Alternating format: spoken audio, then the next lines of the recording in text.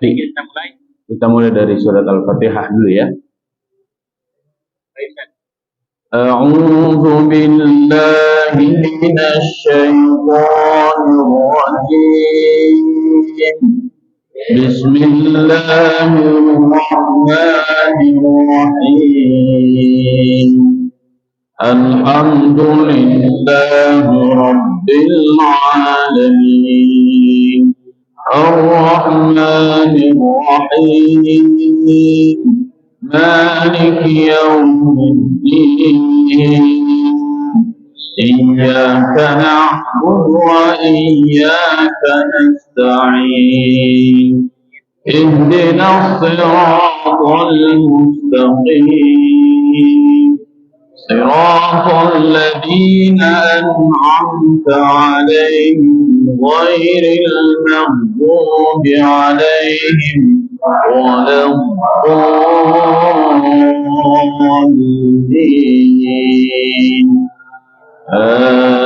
آمين. بسم الله الرحمن الرحيم. الحمد لله الذي أنزل على عبده الكتاب ولم يجعل له عوجا قيما لينذر بأسا شديدا من لدنه ويبشر المؤمنين الذين يعملون الصالحات أن لهم أجرا حسنا ماكثين فيه أبدا وينذر الذين قالوا اتخذ الله ولدا ما لهم به من علم ولا لآبائهم كبرت كلمة تخرج من أفواههم إن يقولون إلا كذبا فلعلك باقع نفسك على آثارهم إن لم يؤمنوا بهذا الحديث أسفا إنا جعلنا ما على الأرض زينة لها لنبلوهم أيهم أحسن عملا وإنا لجاعلون ما عليها صعيدا جرزا أم حسبت أن أصحاب الكهف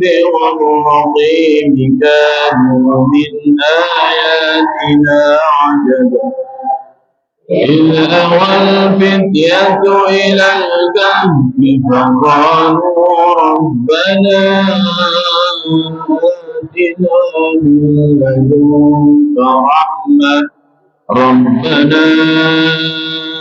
آتنا من لدنك رحمة وهيئ لنا من أمرنا رشدا صدق الله العظيم. Alhamdulillah.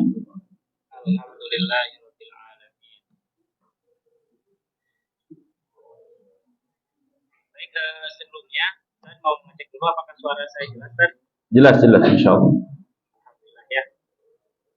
Alhamdulillah, mudah setelah dibacakannya surat Al-Kahfi 1-10 kita kajian pada malam hari ini diberikan berkah oleh Allah Subhanahu wa taala. Baik, langsung saja untuk materi kali ini yang insyaallah akan disampaikan Kiai Haji Muslimin terkait perjalanan dakwah sehingga kita bisa mengambil hikmah dari kisah Nabi Ayub, Nabi Yakub alaihissalam. Langsung saja kepada beliau waktu dan media kami persilahkan. Bismillahirrahmanirrahim. Assalamualaikum warahmatullahi wabarakatuh.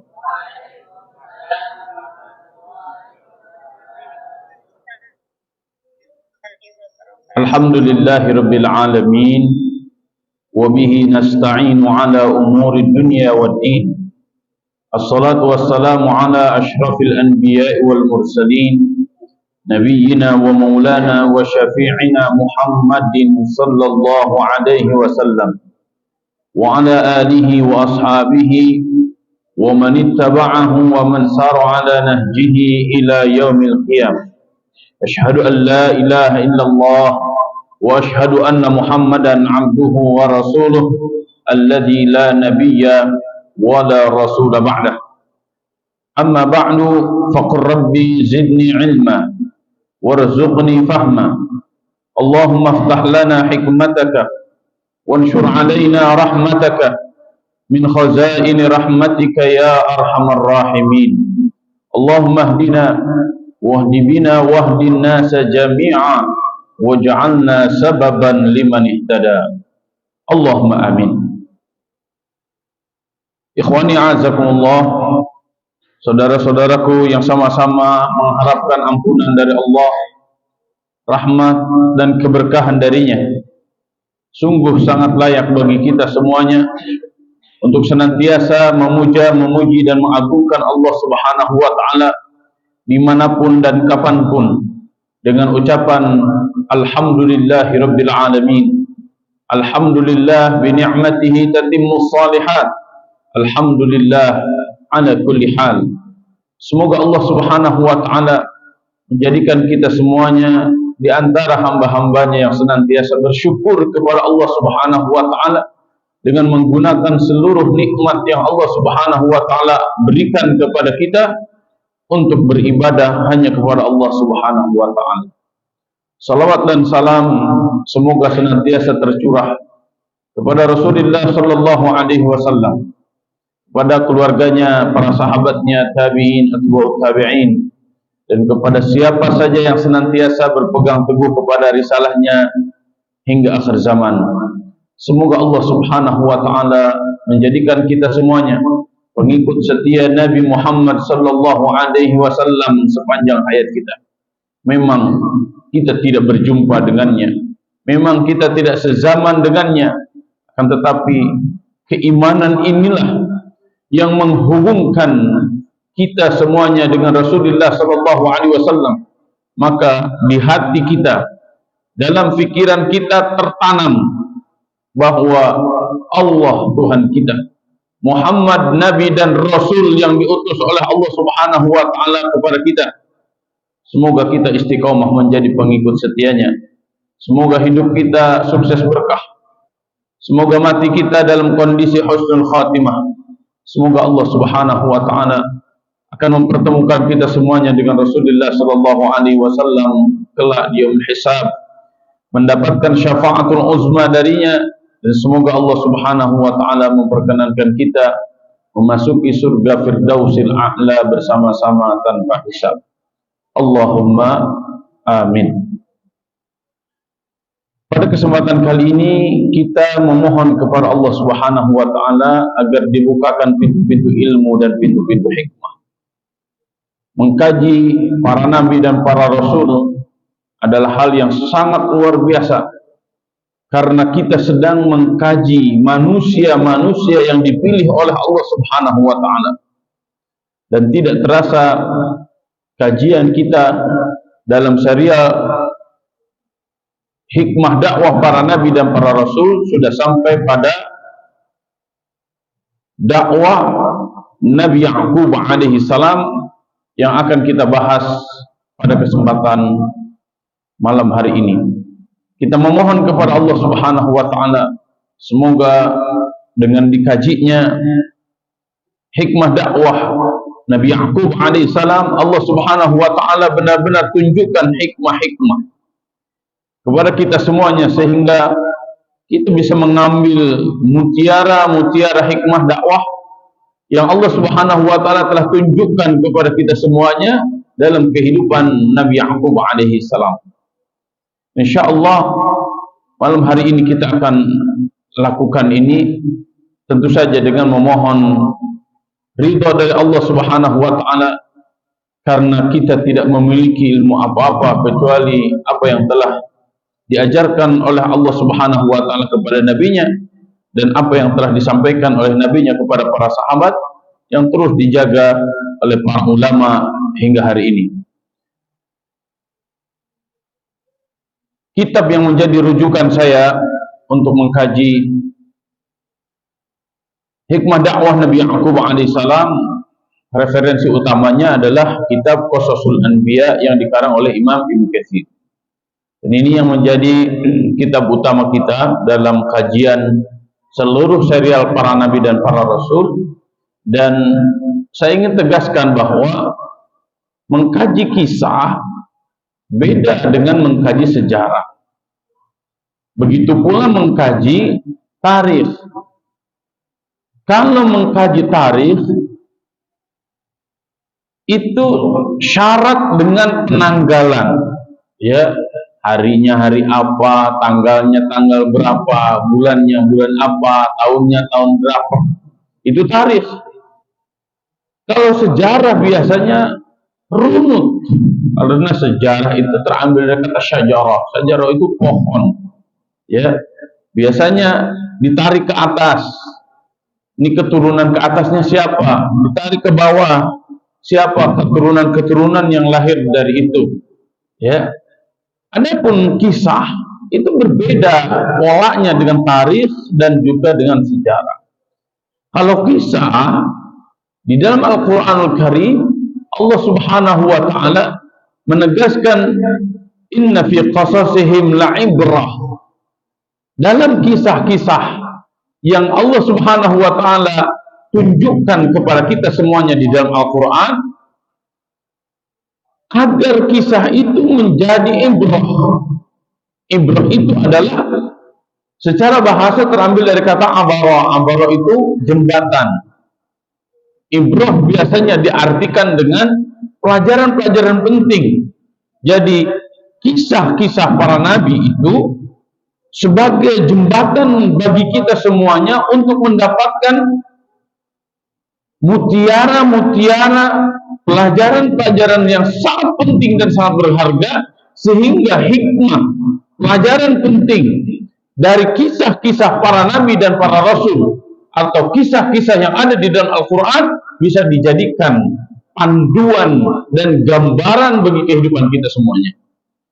Kisah Nabi Ya'qub alaihi salam di antara kisah-kisah yang sangat penting bagi kita semuanya, karena mulai dari Nabi Ya'qub alaihi salam, peta dunia itu seakan-akan kita akan mendapatkan dengan sangat mudah.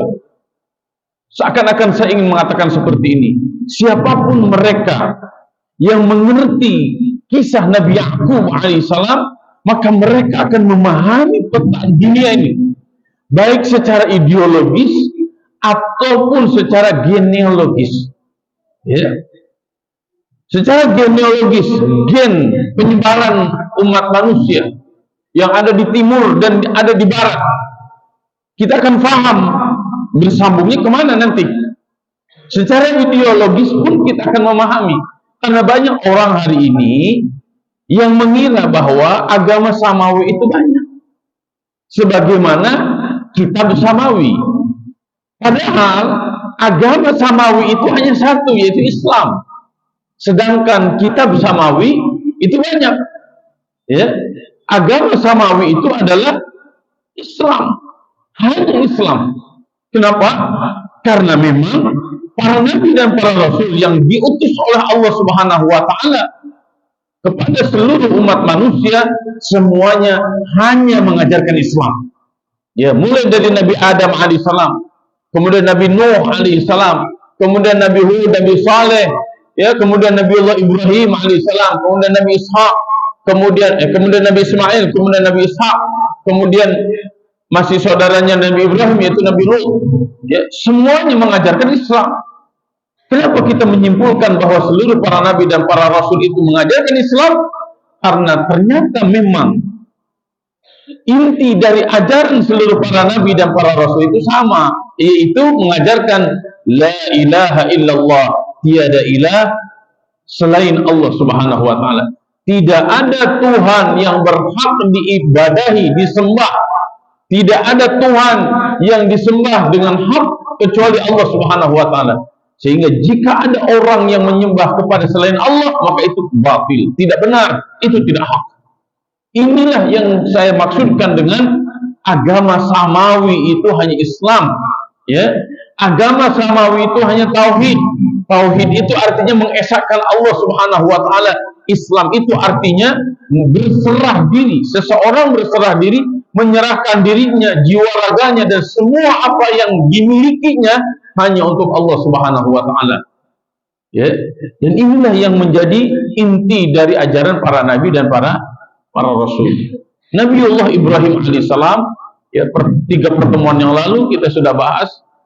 Nabiullah Ibrahim alaihissalam disebut dengan Abul Anbiya secara genealogi karena memang seluruh para nabi dan para rasul yang terlahir setelah Nabiullah Ibrahim alaihissalam semuanya ada kaitannya dengan Nabi Ibrahim alaihissalam. Hal ini sebagai pengkabulan doa dari Nabiullah Ibrahim alaihissalam, di mana Nabi Ibrahim alaihissalam berdoa kepada Allah dengan doa, qala wa min dzurriyyati qala la yanalu ahdi dzalimin. Surat Al-Baqarah ayat 124 itu menegaskan ketika Allah Subhanahu wa taala telah menguji Nabiullah Ibrahim alaihissalam dengan berbagai macam ujian yang banyak. Kemudian seluruh ujian itu diselesaikan dengan sangat sempurna oleh Nabiullah Ibrahim alaihissalam.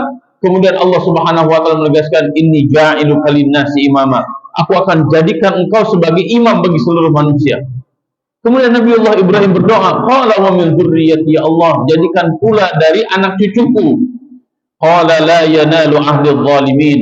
Allah Subhanahu wa taala menegaskan, aku akan berikan kepemimpinan bagi manusia itu kepada seluruh keturunanmu dengan syarat kepemimpinan yang diridhoi oleh Allah Subhanahu wa taala itu tidak akan pernah diberikan oleh Allah kepada mereka orang-orang yang zalim.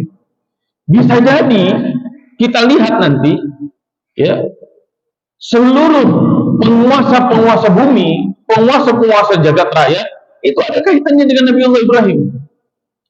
Tapi kepemimpinan mana yang mendatangkan keberkahan dan kepemimpinan mana yang tidak mendatangkan keberkahan?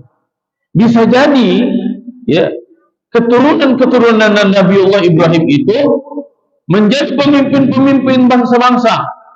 Tapi jika mereka tidak mengajarkan Islam, tidak mengajarkan tauhid, maka kepemimpinannya itu tidak akan membawa pada keberkahan. Ini menjadi doa Nabiullah Ibrahim yang secara langsung dijawab oleh Allah Subhanahu wa taala. Dari Nabiullah Ibrahim alaihissalam, ya, Allah Subhanahu wa taala lahirkan 2 nabi. Yang pertama adalah Nabi Ismail alaihissalam. Ketika Nabiullah Ibrahim alaihissalam hijrah pertama dari Babylon. Babilonia itu kalau sekarang Irak. Nabiullah Ibrahim setelah dibakar 40 hari 40 malam. Dalam satu riwayat Ibnu Abbas mengatakan 50 hari 50 malam. Ya, ini bisa menjadi standar, ya. 40 hari atau 50 hari 50 malam Nabiullah Ibrahim alaihissalam dibakar oleh Raja Namrud. Ternyata belum mati juga.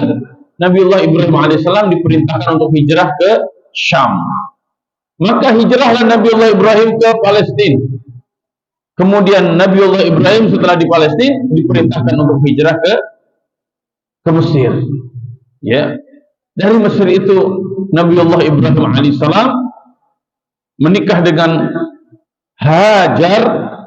Kemudian lahirlah Nabi Ismail alaihissalam. Dan ketika Nabi Ismail alaihissalam sudah lahir, Nabi Ibrahim alaihissalam dan istrinya Hajar diperintahkan oleh Allah Subhanahu wa taala untuk membawa Nabi Ismail yang masih sangat kecil untuk hijrah ke Makkah, atau zaman dulu disebutnya dengan Bakkah. Bakkah itu terambil dari kata baka yabki, artinya menangis. Kenapa kota Makkah itu disebut dengan kota Bakkah atau kota Makkah, karena semua orang yang masuk ke kota itu, ketika dia melihat Baitullah Ka'bah, hatinya teringat dengan segala dosa yang pernah dia lakukan, sehingga dia menangis karena ingat seluruh dosa-dosa yang pernah dia lakukan. Dan di kota Makkah itulah Allah Subhanahu wa taala perintahkan Nabiullah Ibrahim alaihissalam dan Nabi Ismail alaihissalam untuk mendirikan Ka'bah Baitullah. Dari sini nanti akan lahir terus generasi ke generasi yang akhirnya Allah Subhanahu wa taala kabulkan pula doa Nabiullah Ibrahim, yaitu Rabbana wab'ats fihim rasulan minhum. Siapa rasulan minhum yang Allah Subhanahu wa taala kabulkan itu? Dialah Khatamul Anbiya wal Mursalin, yaitu Nabi Muhammad sallallahu alaihi wasallam. Itu ya. Kemudian yang kedua, dari keturunan istrinya yang pertama yaitu Sarah, ya. Sarah. Orang-orang Hindu di India menamakannya dengan Saraswati. Ya. Itu masih ada kaitannya tuh. Ya, orang-orang Hindu mengatakan Nabi Ibrahim dengan Brahman, dewa Brahman. Brahman bisa jadi itu akar katanya dari Ibrahim. Ya, Brahmana, Ibrahim. Nabiullah Ibrahim diberikan anugerah oleh Allah Subhanahu wa taala, dari istri yang pertama yaitu Sarah, lahirlah Nabi Ishak alaihi wassalam, dan dari Nabi Ishak itu Allah Subhanahu wa taala lahirkan Nabi Yakub alaihi salam. Jadi kalau kita melihat ya secara keturunan Nabi Yakub ini putra siapa, maka kita akan mendapatkan Yakub bin Ishak bin Ibrahim. Nabi Yakub putra Nabi Ishak dan putra Nabi Ibrahim alaihi salam. Kita bisa mendapatkan dalam surat As-Saffat ya tentang hal ini. A'udzubillahi minasyaitonirrajim. Wa basyarnahu bi Ishaq nabiyya. Wa basyarnahu, dan kami berikan kabar gembira kepada siapa? Allah berikan kabar gembira kepada Nabi Ibrahim melalui 3 malaikat yang datang kepada Nabi Ibrahim alaihissalam sebelum mereka datang kepada Nabi Lut alaihissalam untuk menghancurkan kaumnya Nabi Lut, yaitu kaum Sodom. Ya. Siapa yang diberikan kabar itu? Para malaikat tersebut memberikan kabar kepada Nabi Ibrahim bi Ishaq nabiyya, bahwa beliau akan punya anak namanya Ishak, dan Nabi Ishak itu sebagai nabi dari kalangan orang-orang yang saleh, pasti nabi saleh ya.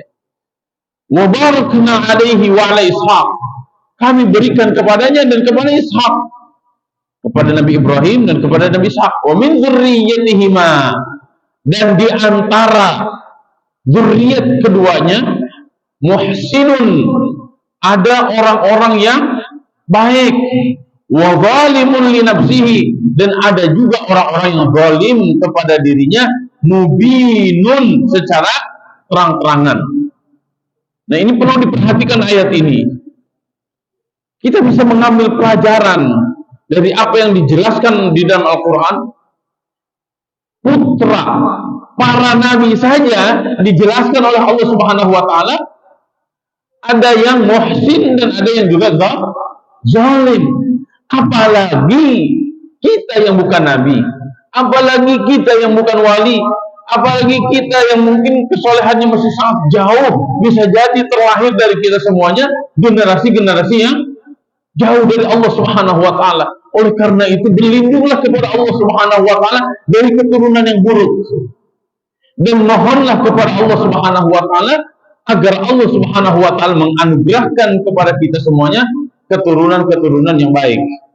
Ya, kalau para santri, antum semuanya yang ada di depan saya, oh iya, mulai malam ini kita mengadakan kajiannya hibrid ya. Ada yang offline, ada juga yang online. Yang offline silakan datang ke pesantren, yang online silakan masuk ke lingzumnya. Ya.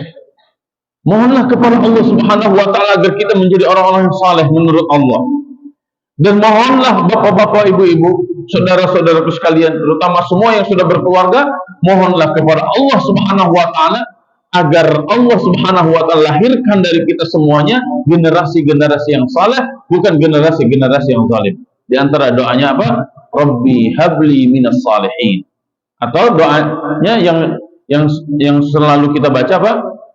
Rabbana hablana min azwajina wa dhurriyyatina qurrata a'yun waj'alna lil muttaqina imaman. Kemudian, nah ini kenapa disebut dengan Nabi Ishaq? Dan siapa anak dari keturunan Nabi Ishaq? A'udzubillahi minasyaitonirrajim. Kita dapatkan dalam surat Hud ayat 71. Wa imra'atuhu qa'imatun fadhahikat. Istrinya berdiri. Istri siapa ini? Istri Nabi Ibrahim alaihissalam. Qa'imah, dia sedang mendengarkan pembicaraan malaikat, 3 malaikat dengan Nabi Ibrahim alaihissalam. Fadhahikat. Kemudian dia tersenyum. Dia saking gembiranya. Walaupun di dalam hatinya berkata begini, enggak mungkin saya bisa melahirkan. Kenapa? Kan usianya sudah sangat tua. Ya. Selain tua, Sarah itu divonis, kalau sekarang divonis oleh dokter, ya, beliau adalah mandul. Sudah tua, mandul lagi. Mungkin tidak punya anak. Mustahil menurut perhitungan manusia, tapi menurut Allah Subhanahu wa taala tidak ada yang tidak mungkin. Ya. Innama amruhu idza arada syai'an ay yaqula lahu kun fayakun. Kata Allah jadi. Ya. Fabasyarnaha bi Ishaq. Maka kami berikan berita gembira kepada Sarah bi Ishaq, yaitu Ishaq. Ishaq itu kata para ulama bahasa Ibrani. Ishaq itu artinya tersenyum. Kenapa? Anaknya dinamakan tersenyum Ishaq karena ketika diberi kabar gembira tentang kelahiran anak dari Sarah itu langsung tersenyum. Maka anaknya disebut dengan Ishaq. Jadi Ishaq itu orangnya tersenyum. Ya. Kenapa? Ya ibunya juga tersenyum. Ya. Jadi ini mencerminkan nuansa batin seorang ibu, kemudian nuansa batin itu diberikan nama kepada anaknya. Wa min mawali wa Ishaq Yaqub. Dan setelah Nabi Ishaq yaitu Yaqub. Maksudnya apa? Yaqub ini adalah anugerah yang Allah Subhanahu wa taala berikan kepada Nabi Ishaq. Dan hampir sama kondisinya. Apa? Nabi Ishaq sudah mulai tua.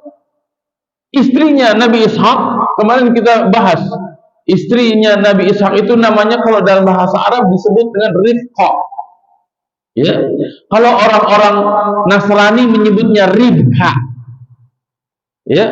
Kalau para ulama di antaranya Imam Ibnu Katsir rahimahullah taala menuliskannya dengan Rifqah. Ada yang menuliskannya dengan Rifqah. Ya, kenapa disebutkan Rifqah? Karena beliaulah yang membersamai perjuangan dakwah Nabi Ishaq alaihissalam dengan penuh kesabaran dan dengan penuh ketaatan kepada Allah Subhanahu wa taala. Maka disebut dengan Rifqah. Ya. Allah Subhanahu wa taala menganugerahkan kepada Nabi Ishaq itu yaitu Nabi Yaqub alaihissalam. Walaupun kita lihat ya dalam penjelasan para ulama ya, selain Allah Subhanahu wa taala anugerahkan Yaqub kepada Nabi Ishaq itu punya 2 anak. Ya, yang pertama Isu namanya. Isu pakai ain dan shad. Ya. Isu ain ya shad waw Isu. Yang kedua adalah Yaqub. Isu itu anak pertama, Yaqub itu anak kedua. Ini dalam serial kemarin kita sudah bahas ya.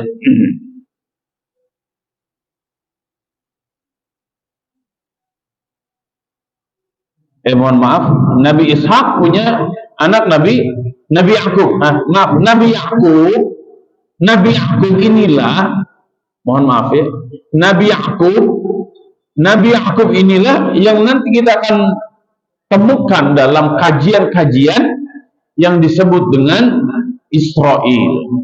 Ya. Saya mencatat apa yang disebutkan oleh Imam Ibnu Katsir rahimahullah, kurang lebih seperti ini. Imam Ibnu Katsir rahimahullah taala menyebutkan pendapat ahli kitab. Dan ini juga beliau nukil dari kitab Tarikh Imam At-Tabari, bahwa ketika Nabi Ishak memasuki usianya yang ke-40 tahun, berarti seperti seumuran Ustaz dia, sedangkan istrinya Rifqah binti Bethuel dalam kondisi mandul, ini namanya Bethuel. Kemudian beliau mendoakan istrinya dan mengandunglah 2 putra. Ya. Jadi Nabi Ishak, Allah Subhanahu wa taala anugerahkan 2 putra yang kembar. Yang pertama adalah Isu. Isu ini nanti kalau kita kaji lebih dalam lagi, inilah nenek moyangnya orang-orang Rum, orang-orang Eropa, orang-orang Romawi. Nanti kenapa ada kaitannya antara orang-orang Yahudi dengan orang-orang Romawi? Nah, ini dari sini nanti. Nah, pertanyaannya sekarang, kenapa Nabi Yakub disebut Nabi Yakub? Ya.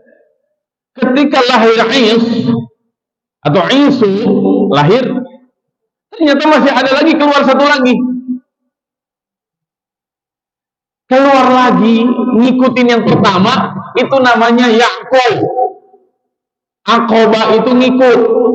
Yakub setelah keluar atau lahir anak yang pertama, keluar anak yang kedua. Ini ternyata masih ada lagi, satu lagi gitu. Nah, diikutinya anak yang pertama lahir, kemudian oleh yang kedua itu disebut dengan Yakub. Ya, jadi secara bahasa Yakub itu adalah yang mengikuti. Kenapa? Karena dia lahir yang kedua, jadi anak kembar. Nanti kita akan mendapatkan, ya, ini 2 bangsa yang besar. Isu atau Is menjadi nenek moyang bangsa Romawi, sedangkan Yakub beliaulah yang disebut dengan Israel. Ya. Isra dan Ilya. Dalam bahasa Ibrani, Israel itu bisa diterjemahkan ke dalam bahasa Arab menjadi Abdullah. Isra itu Abdul, itu Allah. Jadi Israel itu sama dengan Abdullah, itu yang pertama. Kalau Isra, perjalanan di malam hari. Ilallah, kepada Allah. Maka Nabi Yakub disebut dengan Israel karena beliau adalah hamba Allah yang saleh, yang Allah Subhanahu wa taala jadikan dia sebagai nabi dan rasul. Kemudian di antara kebiasaan beliau adalah beribadah kepada Allah Subhanahu wa taala di malam hari. Dan beliau pula yang diperintahkan oleh Allah Subhanahu wa taala membangun Baitul Maqdis. Ya. Ada dalam bahasa Ibrani itu disebut dengan Betel. Ya, Betel itu namanya Baitun. Ya. Kemudian disebut nanti Baitul Maqdis atau Baitul Muqaddas, atau biasa kita juga sebut dengan Al-Quds. Nah, dari sini nanti. Jadi kenapa kita sangat penting harus memahami kisah dakwah Nabi Yakub alaihissalam? Ya, walaupun memang sekitar 17 kali Nabi Yakub disebutkan di dalam Al-Quran, tapi dari sinilah sebenarnya kita akan mendapatkan istilah-istilah yang sangat penting yang hari ini terkadang kita bingung. Ini maksudnya apa sih? Saya akan dudukan terlebih dahulu ini. Israel itu adalah Nabi Yakub alaihissalam. Ya, dan dalam Al-Quran terulas secara langsung Israel itu 3 kali. Kemudian Bani Israel itu adalah anak cucunya. Jadi Israel itu sama dengan Nabi Yakub. Kalau Bani Israel anak cucu Nabi Yakub. Kemudian di antara keturunan Nabi Yakub itu ada yang zalim, ada juga yang soleh, ada yang soleh, ada juga yang zalim. Ya. Jadi kalau kita membenci Israel, sebenarnya kita membenci Nabi Yakub. Ini kata yang pertama yang harus kita pahami. Kalau kita membenci Bani Israel, sebenarnya makna yang pertama kita membenci anak-anaknya Nabi Yakub. Boleh nggak? Nggak boleh lah. Masa membenci Nabi Yakub? Masa membenci anak keturunan Nabi Yakub? Karena seluruh anak keturunan Nabi Yakub alaihissalam yang 12 itu semuanya Muslim. Ya, saya harus jujur menjelaskan ini kepada semuanya agar tidak salah paham tentang kata Israel dan Bani Israel. Ya. Nah, Bani Israel itu untuk menjelaskan seluruh keturunan Nabi Yakub alaihissalam, menjelaskan Nabi Yakub dan keturunan Nabi Yakub alaihissalam sampai nanti zamannya Nabi Muhammad SAW. Setelah zamannya Nabi Muhammad SAW, kita akan mendapatkan di dalam Al-Quran itu apa yang disebut dengan Ahlul Kitab dan Yahudi. Ya, kalau Ahlul Kitab adalah mereka orang-orang yang dianugerahkan oleh Allah Subhanahu Wa Taala kitab.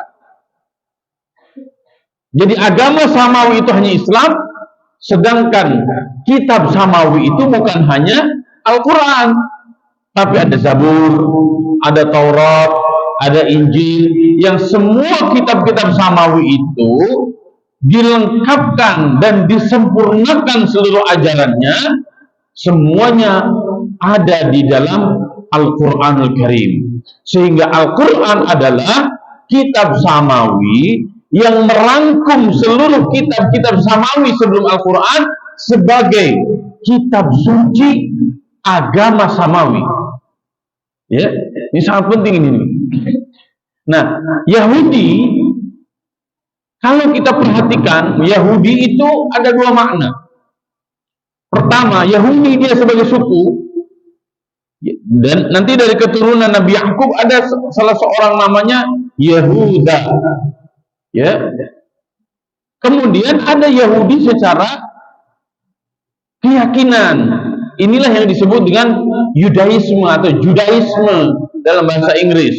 Ya, Yahuda jika akan dinisbatkan sebagai suku, mereka inilah yang sampai hari ini, pokoknya kalau tidak ada darah Yahudi di situ, ya, walaupun orang Indonesia sangat cinta atau ada cinta kepada Yahudi, mereka tidak dianggap Yahudi. Kenapa? Karena mereka sukunya sangat tertutup, atau biasa kita sebut dengan apa? Semitik. Ya, mereka sangat keras, apa namanya, rasis gitu. Pokoknya kalau darah dagingnya tidak ada Yahudi, walaupun mereka melebihi Yahudi, mereka tidak akan disebut dengan Yahudi, karena Yahudi di situ mengandung makna Yahudi suku. Ya, contoh begini, ini untuk mengibaratkan suku ya. Antum di sini ada orang Jawa, karena sudah bergaul dengan orang Sunda, ngomongnya lebih halus daripada orang Sunda. Tetap aja dia tidak akan disebut orang Sunda. Ya, kenapa? Karena memang darah dagingnya bukan orang Sunda. Paham? Nah, ini Yahudi secara suku. Ada Yahudi secara ideologi, secara agama. Ya, maka kalau kita perhatikan aku-akuan ya bahwa Ibrahim itu agama Yahudi itu dibatalkan oleh Allah Subhanahu wa taala. Maka Ibrahim Yahudiyan wala Nasraniyan walakin kana hanifan muslima wa ma kana minal musyrikin. Nabi Ibrahim itu bukan Yahudi, bukan Nasrani, tapi Nabi Ibrahim itu Muslim. Ya, kenapa? Karena memang tidak ada agama Yahudi yang diajarkan oleh para nabi dan para rasul. Nah, kemudian Yahudi itu dari mana sebagai agama ya? Yahudi itu dibikin oleh manusia setelah diutusnya Nabi Musa alaihissalam yang memiliki tradisi dan ajaran keagamaan khusus dan terus dikembangkan oleh mereka yang memiliki darah Ibrani. Ya. Jadi agama Yahudi itu memang dikembangkannya secara suku, kemudian mereka mengembangkannya menjadi sebuah agama. Jadi beda dengan Islam. Coba perhatikan ya. Agama Yahudi dinisbatkannya kepada orang, kepada suku. Agama Nasrani dinisbatkannya kepada tempat, Nazaret. Tapi Islam tidak dinisbatkan kepada orang, tidak dinisbatkan kepada tempat. Tapi Islam menunjukkan kondisi jiwa, pikiran, dan raga seseorang yang berserah diri hanya kepada Allah Subhanahu wa Ta'ala. Dahsyat ini, nama agamanya saja menjadi karakter khusus, beda dengan agama-agama yang lain. Islam itu bukan Muhammadanism, bukan pemahaman Muhammad, bukan. Kenapa? Karena Nabi Muhammad SAW mengajarkan semua ajaran-ajarannya berdasarkan wahyu, bukan berdasarkan hawa nafsu. Wa ma yantiqu 'anil hawa in huwa illa wahyu yuha. Ini tolong bedakannya antara Israel, Bani Israel dan juga Yahudi. Nah sekarang, ya silakan nanti kaji ya kata-kata Yahudi di dalam Al-Quran itu seperti apa. Nah di dalam Al-Quran ketika disebut Bani Israel dan disebut Yahudi itu ternyata beda nuansanya. Ya, kalau disebut Bani Israel itu untuk menunjukkan keberlanjutan apa yang telah diajarkan oleh Nabi Yakub alaihissalam kepada anak cucunya. Tapi beda apa yang dirasakan oleh kita nuansanya ketika disebut Yahudi. Ya, contoh begini. Ya Bani Israel, dzkuru ni'mati allati an'amtu 'alaikum wa anni faddaltukum 'alal 'alamin. Ayat ini menyebutkan langsung Bani Israel, dan Allah Subhanahu wa taala ingatkan kita semuanya bahwa Bani Israel telah diberikan kenikmatan yang sangat banyak oleh Allah Subhanahu wa taala. Tapi ketika disebutkan Yahudi, maka pembicaraan tentang Yahudi semuanya menunjukkan keburukan. Ya. Coba kita lihat di antara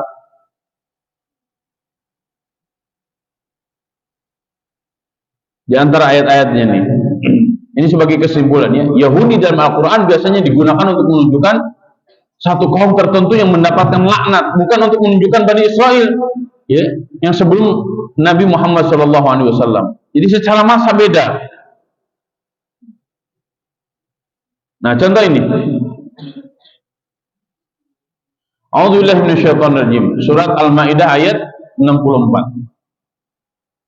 Wa qalatil yahudu yadullahi maghlulatun ghullat aydihim wa lu'inu bima qalu bal yadahu mabsutatan yunfiqu kayfa yasha wa la yazidanna katsiran minhum ma unzila ilayka min rabbika tughyana wa kufra walqaina bainahumul adawata wal baghdha'a ila yaumil qiyamah kullama awqadu naran lil harbi atfa'ahu Allah wa yas'auna fil ardi fasada wallahu la yuhibbul mufsidin. Wa qalatil yahud, dan berkata orang-orang Yahudi, yadullah, tangan Allah maghlulah. Maghlulah itu kayak begini nih, terbelenggu. Ini menunjukkan ya penghinaan orang-orang Yahudi kepada Allah Subhanahu wa taala. Allah itu pelit, kikir. Maka dibantah oleh Al-Quran, ghullat aydihim. Yang terbelenggu itu justru orang-orang Yahudi. Nah ini nih, pembicaraan Yahudi itu selalu berbicara tentang laknat itu. Ini di antara ayatnya. Walu'inu bima qalu. Dan orang-orang Yahudi itu dilaknat bima qalu, atas apa yang mereka katakan. Ya. Jadi orang-orang Yahudi masanya, ya, pada zaman Nabi Muhammad SAW, bahasanya sudah dibedakan antara Bani Israel dan Yahudi. Karena Yahudi untuk menunjukkan keterlaknatan satu bangsa, ya, keterlaknatan satu suku atau satu bangsa. Kapan mulai tumbuh suburnya? Mulai tumbuh suburnya di zaman Nabi Musa alaihissalam. Dan inilah kenapa surat yang pertama, ya, setelah surat Al-Fatihah secara tertib mushaf langsung dibahas tentang surat Al-Baqarah. Karena di dalam surat Al-Baqarah kita akan mendapatkan karakter busuk orang-orang Yahudi terhadap para nabi dan terhadap pendukung para nabi dan para rasul yang telah diutus oleh Allah Subhanahu wa taala. Kenapa di dalam surat Al-Fatihah secara tegas Nabi Shallallahu alaihi wasallam menjawab yang dimaksud al-maghdub itu adalah Yahudi. Kemudian dijelaskan faman, kalau bukan Yahudi siapa lagi? Ya, kenapa seperti itu? Karena memang Yahudi yang disebutkan di dalam Al-Quran, mereka adalah orang-orang yang telah melenceng keyakinannya, ideologinya, bukan lagi berpegang teguh kepada ajaran yang telah diajarkan oleh para nabi dan para rasul. Jika ada orang yang masih berpegang teguh kepada ajaran para nabi dan para rasulnya, maka mereka tidak disebut Yahudi, akan tetapi mereka disebut dengan ahlul kitab. Laisu sawa'a min ahlil kitab ummatun qa'imatun yatluna ayatillah ana al-lail wa hum yasjudun yu'minuna billahi wal yawmil akhir wa ya'muruna bil ma'ruf wa yanhauna 'anil munkar wa yusari'una fil khairat wa ulaika minas salihin wa ma yaf'alu min khairin fala yukfaruhu wallahu 'alimun bil muttaqin. Itu dalam surat Al-Imran seperti itu. Nah, ahlul kitab, orang-orang yang diberikan kitab oleh Allah, kemudian mereka berpegang teguh kepada kitab yang telah Allah Subhanahu wa taala berikan kepada mereka. Maka hukumnya berbeda antara Israel, Bani Israel, Yahudi dan juga ahlul kitab. Kemudian yang selanjutnya, ini saya menunjukkan betapa buruknya kata-kata Yahudi di dalam Al-Quran. Ya. A'udzubillahi minasyaitonirrajim. Surat Al-Maidah ayat 82. Latajidanna asyaddan nasi adawatan lil ladzina amanu al-yahuda. Pasti akan engkau dapati orang-orang yang paling keras permusuhannya terhadap orang-orang Islam siapa? Orang-orang Yahudi. Ya. Al-Quran ini sudah jelas. Walladzina asyraku, dan orang-orang yang musyrik. Lihat sampai hari ini orang-orang Yahudi ya tetap nggak akan suka dengan orang-orang Islam. Kemudian, nah ini ayat ini surat Al-Baqarah ayat 120. A'udzubillahi minasyaitonir rajim. Wa lan tarda ankal yahud walan nasara hatta tattabi'a millatahum. Sampai kapanpun orang-orang Nasrani dan orang-orang Yahudi tidak akan pernah ridha jika kita terus berpegang teguh pada Islam. Maka mereka akan berupaya sedaya upaya mereka agar orang-orang mengikuti agama Yahudi atau agama Nasrani. Kalaupun mereka tidak berubah agama di KTP-nya, nggak apa-apa, KTP-nya Islam, akan tetapi tingkah lakunya tidak jauh beda dengan Yahudi dan Nasrani. Maka berhati-hatilah. Ya. Kemudian, nah ini. Nah selanjutnya, apa yang dimaksud dengan Zionisme dan yang orang bilang hari ini negara Israel? Saya secara pribadi menyebutnya dengan tambahan negara haram Israel, karena berbeda. Ya, yang dimaksudkan negara haram Israel sekarang itu berbeda dengan Israel yang dimaksudkan di dalam Al-Quran. Ya, ini saya sekaligus menjawab ketika saya sholat subuh di satu tempat, kemudian imamnya kunut, Allahumma dammir Israel, Allahumma hzim Israel, Allahumma mazziq Israel kulla mumazzaq. Setelah sholat subuh itu, kemudian ada seorang tokoh datang, Pak Ustadz, tolong bilangin ke Ustadz tadi yang mimpin sholat subuh, doanya ganti dong, jangan Israel. Israel itu kan Nabi Yakub, masa kita benci kepada Nabi Yakub? Nah, kita semuanya harus sepakat bahwa istilah Israel yang hari ini digunakan untuk negara Israel, tidak ada satupun ulama modern yang memaksudkan Israel yang kita sebutkan itu adalah Nabi Yakub. Tapi yang kita sebutkan Israel hari ini itu adalah negara haram Israel. Kenapa kita sebutkan negara haram Israel? Karena sebenarnya yang paling berhak terhadap negara tersebut adalah bangsa Palestina. Mereka datang dari mana? Mereka datang dari seluruh dunia, berkumpul di Israel setelah mereka dihabisi oleh Adolf Hitler di mana? Di Jerman. Kemudian mereka berkumpul di Palestina dengan bantuan Menteri Luar Negeri Inggris yang bernama Balfour.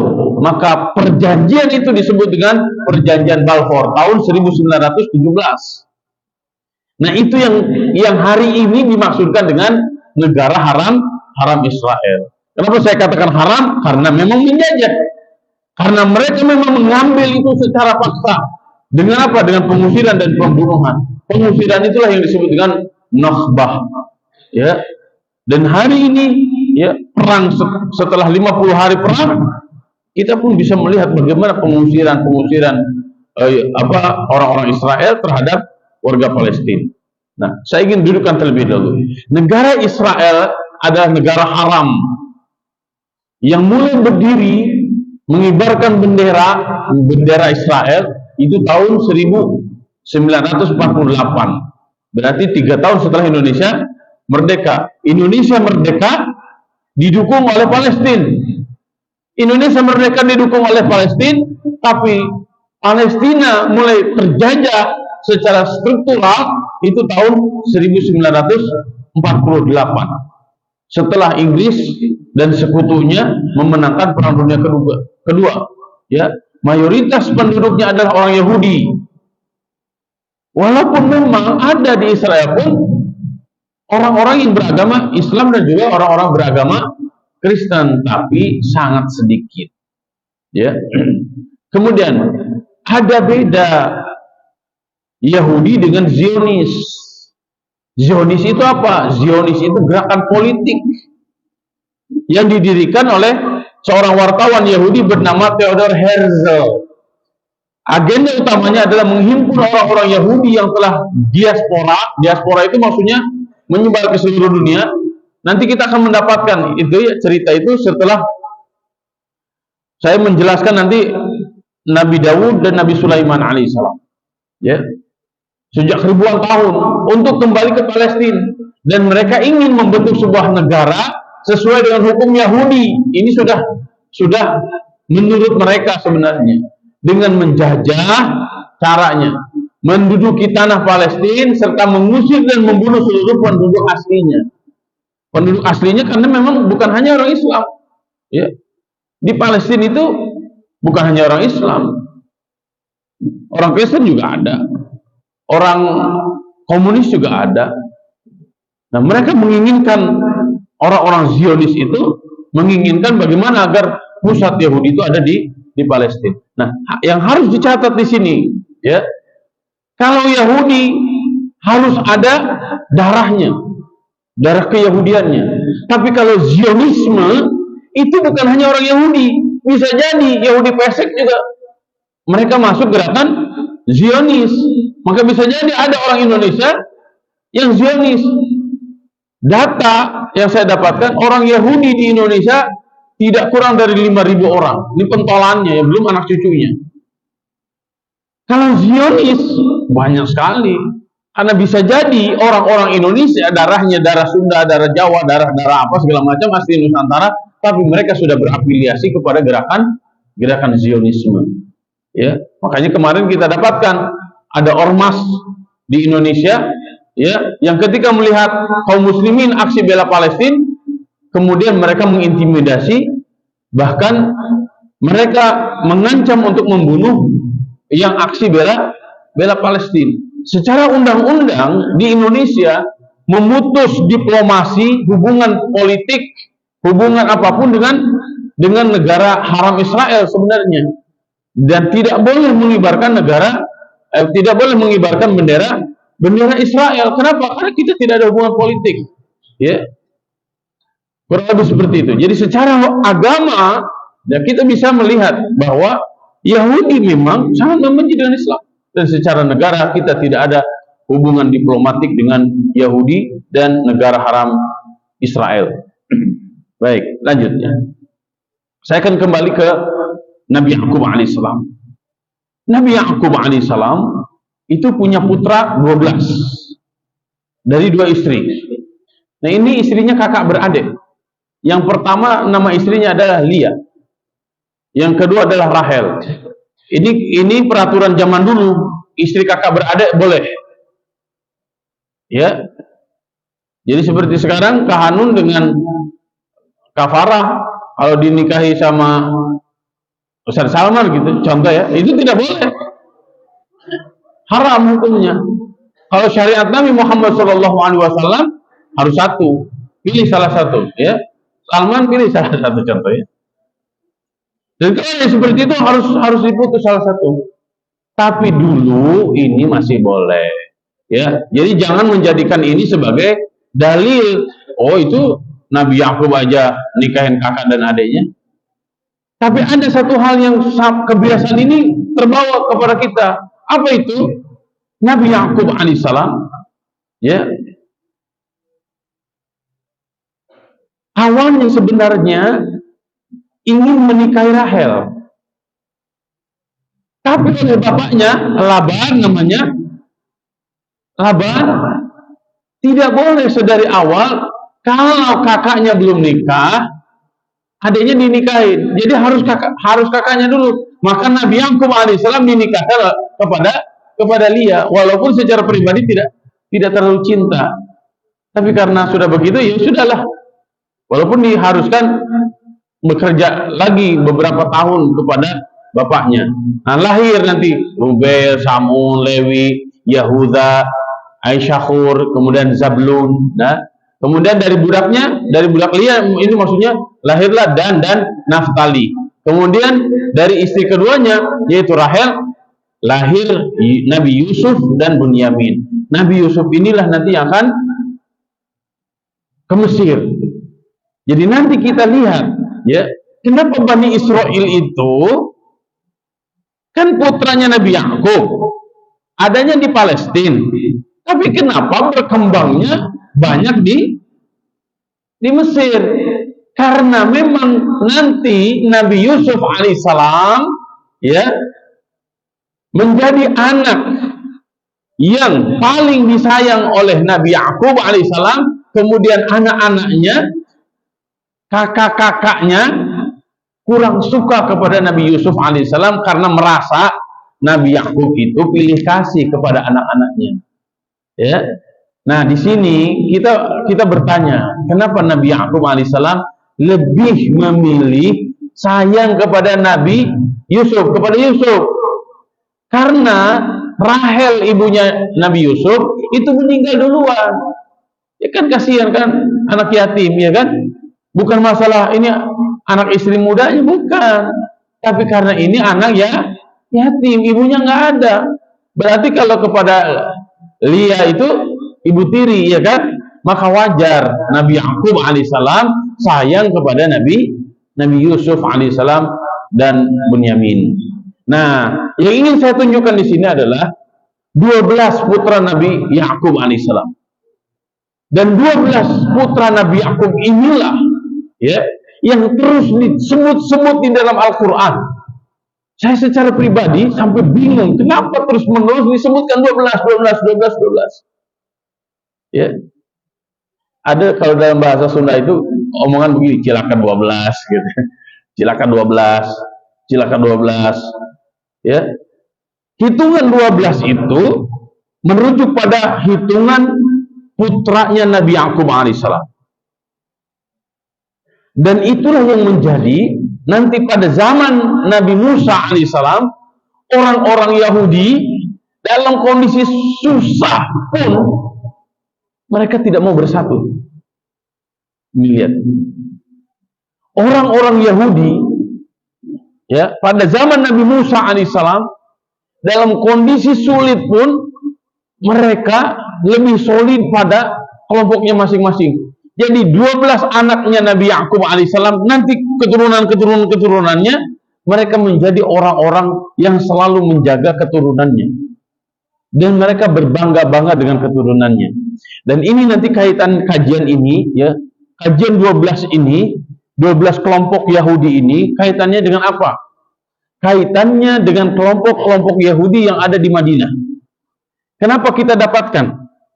Di Madinah itu ada Bani Nadir, ada Bani Quraidah, ada Bani Qainuqa, dan ada bani-bani yang lain.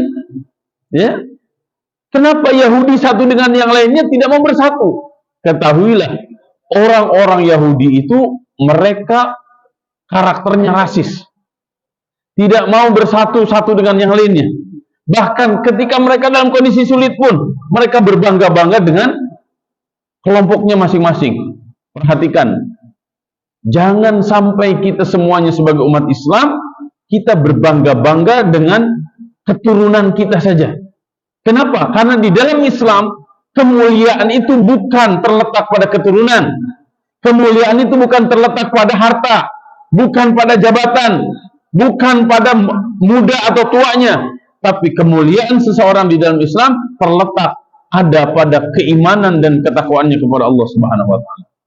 Ya. Ini pun mengingatkan kepada saya, dan saya juga ingin mengingatkan kepada teman-teman semuanya. Karena urusan nasab hari ini menjadi urusan yang pelik. Ya, ada satu kelompok yang membangga-banggakan secara kenasabannya. Ingat, nasab itu sekali lagi bukan jaminan seseorang menjadi baik atau buruk. Kenapa begitu? Karena kebaikan dan keburukan seseorang itu terletak pada keimanannya. Ya.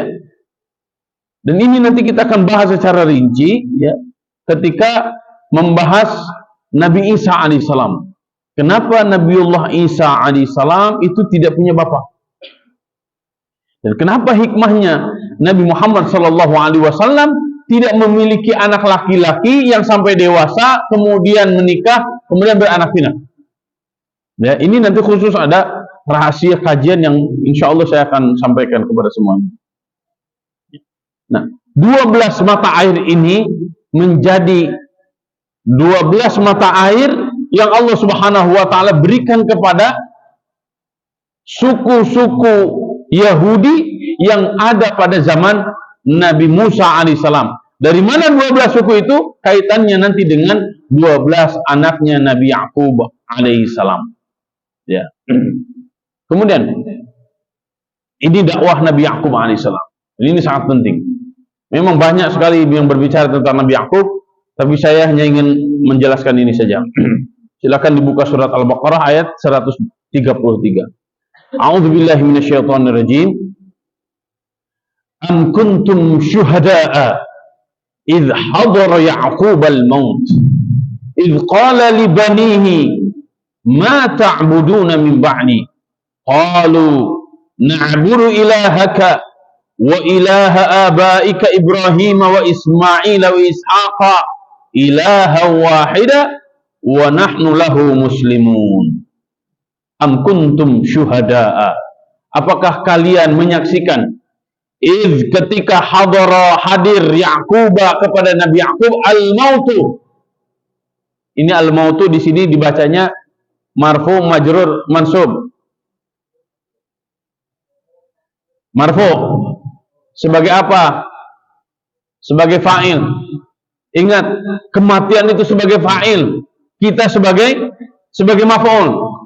Kematian itulah yang mengejar kita, dan kita yang dikejar kematian. Walau kuntum fi burujim musyayyadah, walaupun kita berada di dalam burujim musyayyadah, tembok-tembok tinggi, tembok-tembok tebal, musyayyadah yang banyak penjaganya, ya, kematian itu akan ada saja. Yudrikhumul maut, pasti mereka akan dihampiri oleh kematian. Kematian itu sebagai fa'il, kita sebagai maf'ul.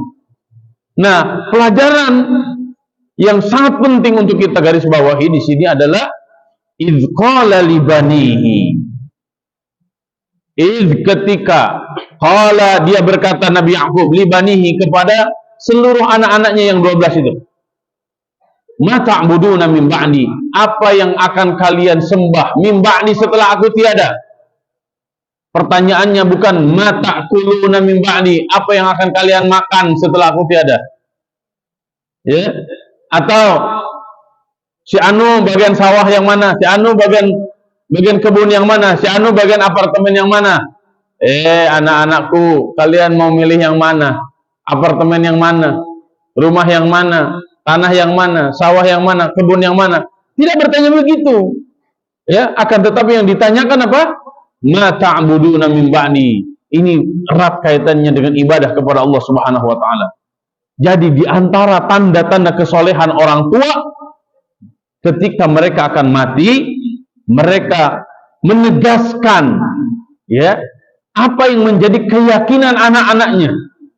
Rugilah orang tua yang mereka mati, mereka belum bisa menegaskan dan memastikan anak-anaknya ahli ibadah. Rugi. Ya, antum ketika mengetahui ayat ini, maka tegaskan di dalam hati kita, sebelum orang tua kita meninggal, bahwa kita sudah menjadi orang-orang yang mengenal Allah, mengenal Nabi-Nya, dan beribadah kepada Allah Subhanahu wa taala dengan menikmati ibadah-ibadah kita. Ya, agar rasa itu ada pada diri kita, ya, sebelum kita mati, kita sudah wariskan rasa itu kepada anak-anak dan cucu-cucu kita. Dan ini diantara kebaikan kedua orang tua. Ya, orang tua yang hanya memperhatikan masalah fisiknya. Aduh, saya sebentar lagi mau mati, anak saya belum glowing ini. Orang tua yang rugi. Ya, aduh, saya sebentar lagi mau mati, anak saya belum kawin. Rugi. Ya, aduh, saya sebentar lagi mau mati, anak saya belum punya rumah. Rugi. Ya, maka perhatikan oleh semua orang tua, tegaskan pada diri Anda, tanya pada anak-anak Anda, ma ta'buduna min ba'di. Ini sebagai pengambilan komitmen kepada generasi-generasi selanjutnya. Kalian, kalau ke santri, kalau kalian sudah keluar dari pesantren ini, apakah kalian akan tetap berjuang bersama Al-Quran? Apakah kalian tetap akan menjadi mujahid-mujahid, atau kalian semuanya menggantungkan Al-Quran, disimpan tuh Al-Quran di rak-rak? Oh, tidak begitu. Ya, ini pengambilan komitmen dari seorang bapak kepada anaknya. Qalu, jawaban anak-anaknya. Kalau pengambilan komitmen itu harus jelas, bukan hanya sekedar diem, manggut-manggut, enggak begitu. Harus dijawab dengan tegas. Qalu na'budu ilahaka. Mereka berkata, na'budu, kami akan beribadah, ilahaka, kepada Tuhanmu, wa ilaha abaika, dan kepada Tuhan bapakmu. Siapa? Ibrahim. Berarti dia akan menyembah kepada Tuhan yang sama. Tuhannya Ibrahim, Tuhannya Ismail, Tuhannya Ishak. Karena ini menjadi bapak dan kakeknya. Ya, ilahu wahida, Tuhan yang satu, Tuhan yang sama. Wa nahnu lahu muslimun, dan kami semuanya muslim. Ini nanti kajian ini khusus, ingatkan saya akan menegaskan seperti ini. Walaupun 12 anaknya Nabi Yakub alaihissalam, awalnya mereka berseteru, ya kan? Satu dengan yang lainnya, ada yang mengusulkan udah bunuh aja Yusuf, ya kan? Ada yang buang aja, udah biar dimakan serigala. Ada juga yang berpendapat jangan, kasihan, udah kita masukin aja ke dalam sumur. Pertanyaan, jahat-jahat nggak? Saudara Nabi Yusuf jahat-jahat tidak? Kalau kita katakan jahat-jahat, tapi apakah ada caci maki di dalam Al-Quran kepada mereka? Tidak. Kenapa? Karena mereka adalah orang-orang Islam. Akhirnya mereka menjadi orang-orang Islam. Inilah dalam ilmu psikologi hari ini disebut dengan brothering. Kadang kakak adik itu berantem terus kalau ketemu. Betul nggak? Kalau nggak ketemu, Masya Allah, kangennya luar biasa. Betul nggak? Ini persis nanti Nabi Yakub dengan kakaknya. Kakak Nabi Yakub itu siapa? Yusuf tadi. Ya. Ketika ngumpul di rumah, pada berantem. Maka Nabi Yakub alaihissalam, beliau hijrah ke negeri mana? Dari Palestina beliau hijrah ke Babylon. Nabi Yakub alaihissalam. Kemudian beliau balik lagi ke Palestina ketika Nabi Ishak sudah sangat tua. Dan ketika melihat Nabi Ishak sudah sangat tua, kemudian mereka menguburkan barang-barang Nabi Ishak. Ini menunjukkan ya, kakak beradik kalaupun ada berantem wajar. Tapi ingat, kakak beradik kalau sudah berantem nanti juga baikan lagi. Halo? Itu memang ceritanya begitu. Yang penting tidak ada rasa benci, tidak ada rasa dendam di hati. Karena itu adalah brothering yang secara fitrah Allah Subhanahu wa taala telah tanamkan kepada kakak dan adik. Nah, untuk menerai itu semuanya, bagaimana caranya? Nabi Yakub alaihissalam mengajarkan kepada kita semuanya, tanamkan tauhid. Karena dengan ketauhidan itulah seluruh konflik-konflik yang ada di keluarga, bahkan di umat ini akan selesai. Dengan apa? Dengan menanamkan ketauhidan. Ya, agungkan Allah Subhanahu wa taala, selesai semuanya. Ini di antara pelajaran pentingnya, hikmah dakwah yang sangat penting ya, yaitu urgensi kaderisasi. Setelah kita lihat ya, Nabi Ibrahim alaihissalam, kemudian Nabi Lut, ya, kemudian lahirlah Nabi Ismail, kemudian lahirlah Nabi Ishak, dari Nabi Ishak lahirlah Nabi Yakub. Itu keturunannya masih sangat sedikit. Orang-orang yang beriman pada waktu itu masih sangat sedikit. Dan Nabi Yakub alaihissalam di antara nabi yang anaknya banyak. Ya. Dan semua anaknya menjadi muslim. Jadi Israel muslim, Bani Israel muslim. Ya. Dan sebelum Nabi Yakub alaihissalam meninggal, ditegaskan terlebih dahulu seperti apa nuansa jiwa anak-anak Nabi Yakub alaihissalam itu. Dan ini menunjukkan pentingnya kaderisasi dilakukan. Maka dakwah keluarga ya adalah prioritas utama yang berorientasi pada kaderisasi generasi. Orang tua kita memasukkan kita ke pesantren, sebenarnya targetnya adalah kaderisasi agar kita menjadi anak-anak yang memahami agama, bukan hanya sekedar anak-anak yang memiliki ijazah SMP atau SMA. Ya, karena kalau hanya memiliki ijazah SMP dan SMA gampang, tapi memiliki anak yang memahami ajaran Islam dengan baik dan benar itu sangat mahal. Maka ya, perhatikan ini, wasiatkan tauhid sebagai hal yang sangat penting kepada anak cucu, sehingga mereka bukan hanya sekedar anak biologis atau secara nasab, akan tetapi mereka adalah anak-anak ideologis, pelanjut perjuangan dakwah Islam, baik ketika kita ada ataupun ketika kita sudah tiada. Antum semuanya para santri yang ada di masjid ini, ya, diharapkan bukan hanya sekedar anak yang punya ijazah, sekali lagi, akan tetapi antum diharapkan menjadi pelanjut perjuangan. Baik ketika orang tua antum ada, tenang, Masya Allah, si AA sudah bisa begini, sudah bisa begitu, si Teteh, si kakak, si Ade sudah bisa begitu. Tenang melihatnya. Itu yang disebut dengan qurrata a'yun. Ya. Setelah orang tua tiada, mereka semakin kokoh lagi dalam perjuangan dakwah. Itu yang diharapkan. Dan inilah yang terjadi pada Nabi Yakub alaihi salam. Nah, kemudian terakhir ya, saya ingin kembali lagi menegaskan bahwa agama samawi itu hanya satu, yaitu Islam. Ya.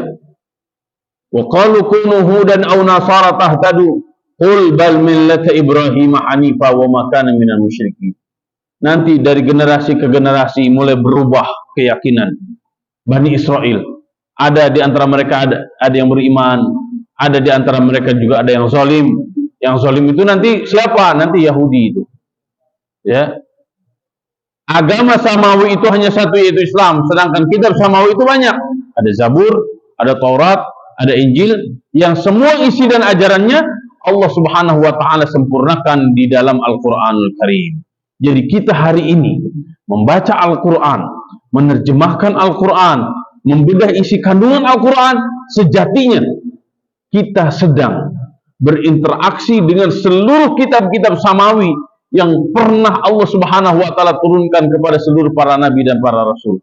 Maka berbahagialah, maka berbanggalah kita semuanya, karena Allah Subhanahu wa taala memilih kita semuanya menjadi orang-orang yang diberikan pengetahuan oleh Allah Subhanahu wa taala, generasi-generasi sebelum kita dan generasi-generasi setelah kita. Kejadian-kejadian yang pernah terjadi sebelum kita dan kejadian-kejadian yang akan terjadi setelah kita. Dari mana kita tahu?